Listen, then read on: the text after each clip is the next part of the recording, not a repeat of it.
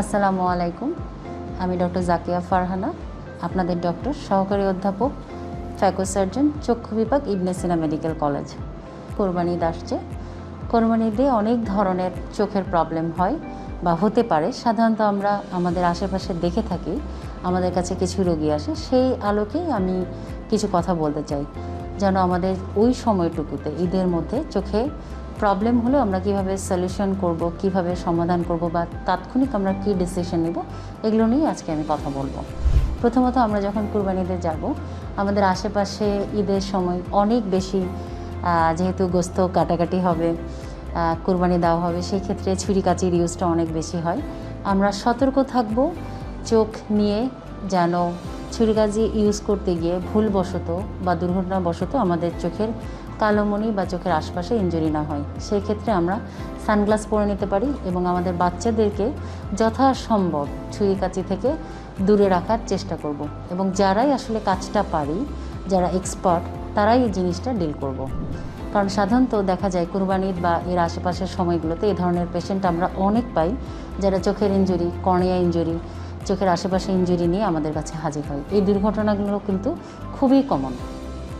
এর বাইরে যেহেতু কুরবানিতে আমরা একটা দীর্ঘমেয়াদী পরিকল্পনা করে ঢাকা ছাড়ি, বেশিরভাগ সময়ই আমরা চেষ্টা করি আমাদের আপনজনদের নিয়ে গ্রামে ঈদ করার। সেক্ষেত্রে যেটা হয় যে আমরা গ্রামের পরিবেশে হঠাৎ করে গিয়ে ধুলাবালির মধ্যে পড়ি বা ধুলাবালির পরিবেশের সাথে অ্যাডজাস্ট করতে গিয়ে অনেক সময় আমাদের চোখে বিভিন্ন রকমের প্রবলেম হয়। যেমন কমন প্রবলেম হচ্ছে খচখচ করা, চোখে অ্যালার্জি হওয়া, ধূলিকণা যাওয়া, চোখের ভেতরে ফরেন বডি পড়ে চোখে হঠাৎ করে লাল হওয়া, পানি পড়া, ময়লা আসা। এগুলো কমন প্রবলেম, সাধারণত গ্রামের বাসায় যাওয়ার পরে হয়ে থাকে। সেসব ক্ষেত্রে আমরা চেষ্টা করব বেশি করে চোখে পানি দেওয়া, ধুলাবালি মুক্ত থাকার জন্য সানগ্লাস বা ছাতা ইউজ করা, যথাসম্ভব ধুলাবালি মুক্ত থাকা, বেশি বেশি হাত ধোয়া, বেশি বেশি চোখে পানি দেওয়া, পানি দিয়ে চোখ পরিষ্কার রাখা। এর বাইরে কুরবানিতে যেটা হয় যে আমরা কুরবানির পরে সবাই কমনলি গরুর গোস্ত খাই। গরুর মাংস ছাড়া তো আমাদের আসলে ঈদ অসম্ভব।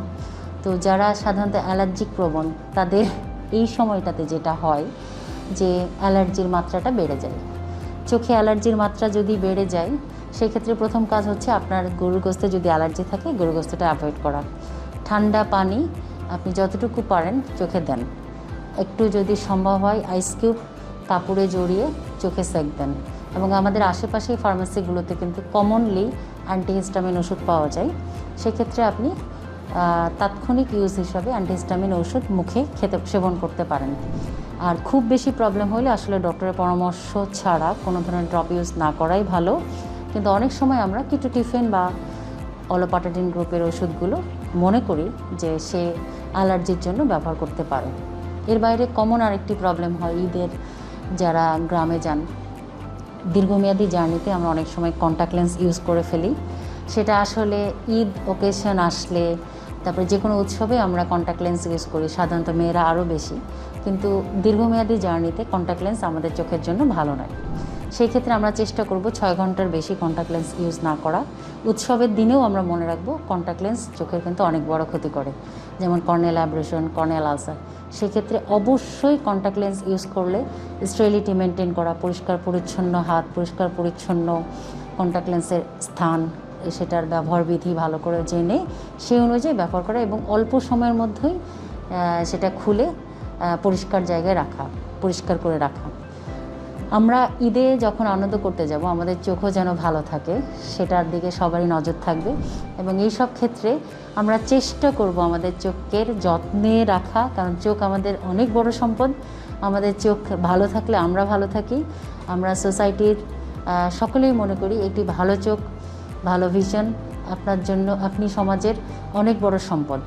সেই ক্ষেত্রে আমরা চেষ্টা করব আনন্দ উৎসবটা যেন দুঃখের সাগরে ভেসে না যায় বা দুঃখের মধ্যে পতিত না হয়।